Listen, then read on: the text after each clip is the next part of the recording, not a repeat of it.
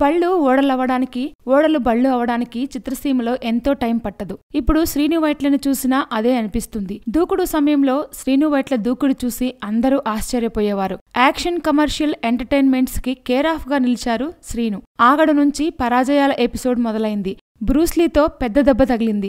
2 ఫ్లాపులకే శ్రీను వైట్ల నీరుగారిపోయారు.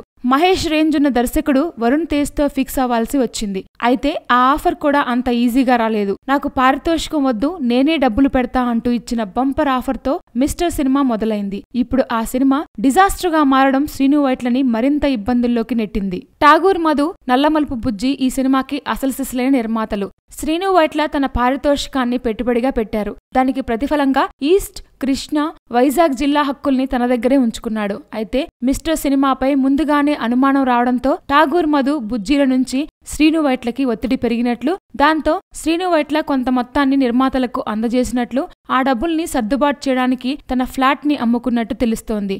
ఆగడు సమయానికి 10 కోట్ల రెమ్యునరేషన్ తీసుకున్న దర్శకుడు 2 సినిమాల తేడాతో ఎదురు డబ్బులివ్వడం, అందుకోసం ఫ్లాట్ ని సైతం అమ్ముకోవడం విధివైపరీత్యం కాకపోతే మరేంటి?